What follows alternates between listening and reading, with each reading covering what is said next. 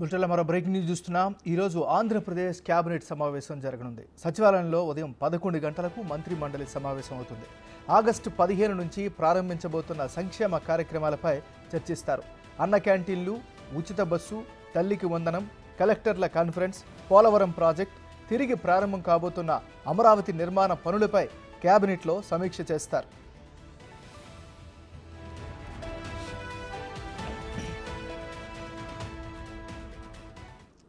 బులెటిన్లో మనం breaking news చూస్తున్నాం. ఈరోజు ఆంధ్రప్రదేశ్ కేబినెట్ సమావేశం జరగనుంది.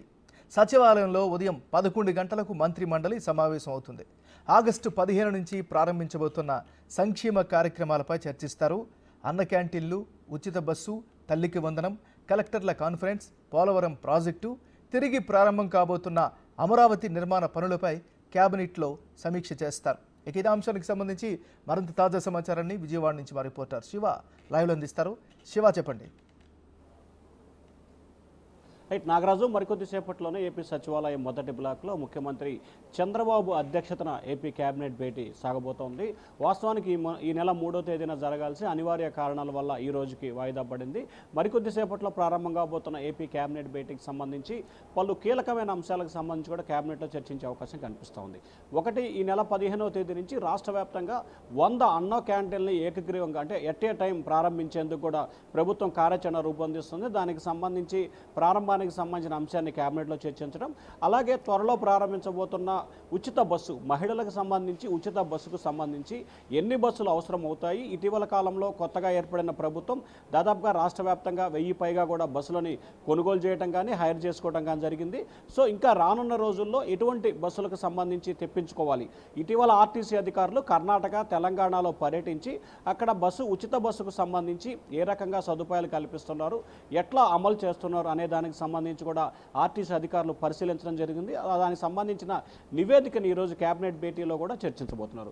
ఇక మరొక దానికి సంబంధించి కూడా తల్లికి వందనానికి సంబంధించి కూడా ఇటీవల రకరకాల విమర్శలు వచ్చే నేపథ్యంలో దీనికి సంబంధించి కుటుంబంలో ఎంతమంది పిల్లలు ఉంటే అంతమందికి తల్లి వందనం ఇస్తామని చెప్పి అసెంబ్లీ వేదికగా మంత్రి లోకేష్ ప్రకటించారు. దీనికి సంబంధించి విధి విధానాలు ఖరారు చేయడం మొన్నటి వరకు కూడా అంటే ఈ నెల 2వ తేదీ వరకు కూడా రాష్ట్ర వ్యాప్తంగా పిల్లలకు సంబంధించి ఏదైతే ఆధార్ అప్డేట్ లేదో వాటన్నిటికి సంబంధించిన ఆధార్ నమోదు అప్డేట్ చేసుకునే అవకాశాన్ని ప్రభుత్వం కల్పించింది అన్ని ప్రభుత్వ ప్రైవేటు పాఠశాలలో. దానికి సంబంధించి కూడా అప్డేట్ చేయబోతున్నారు. అలాగే పోలవరం ప్రాజెక్టు, రాజధాని నిర్మాణం ఈ రోజు నుంచి కూడా రాజధాని నిర్మాణ పనులకు సంబంధించి కూడా తిరిగి ప్రారంభమయ్యాయి. కొద్దిసేపు క్రితమే మంత్రి నారాయణ సిఆర్డీ ప్రాంతంలో పర్యటించి జంగిల్ క్లియరెన్స్ని స్వయంగా పర్యవేక్షించి పనులను ప్రారంభించారు. దీనికి సంబంధించి ఇటీవల కాలంలో హైదరాబాద్, చెన్నై రెండు ప్రాంతాలకు సంబంధించిన ఐఐటి బృందం పరిశీలించింది. దానికి సంబంధించిన నివేదికను అంటే ప్రాథమిక నివేదికను మాత్రమే ఇప్పటికే సిఆర్డీ అధికారులకు అందించినట్టు తెలుస్తుంది. దానికి సంబంధించి కూడా కేబినెట్ భేటీలో చర్చించే అవకాశం కనిపిస్తూ ఉంది. అలాగే ఇటీవల జరిగిన కలెక్టర్ కాన్ఫరెన్స్కి సంబంధించి మంత్రుల అభిప్రాయాలు ఆ అంశానికి సంబంధించి చర్చించబోతాం.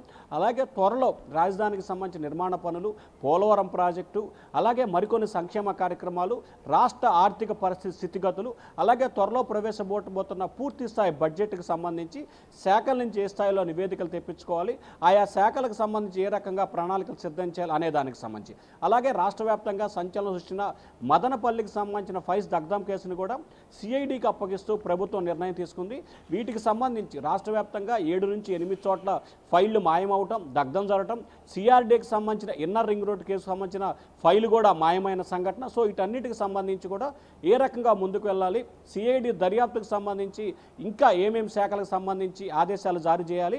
నిన్న ముఖ్యమంత్రి అధ్యక్షతన జరిగిన పలు అభివృద్ధికి సంబంధించిన సమీక్షా సమావేశంలో కూడా ఫైబర్ గ్రిడ్కు సంబంధించి కూడా పలు అక్రమాలు జరిగినట్లు కూడా అధికారులు ముఖ్యమంత్రి దృష్టికి తీసుకురావడం జరిగింది. దానిపై కూడా విచారణకు ఆదేశించే అవకాశాలు అయితే కనిపిస్తూ ఉన్నాయి. Nagaraju, thank you Shiva.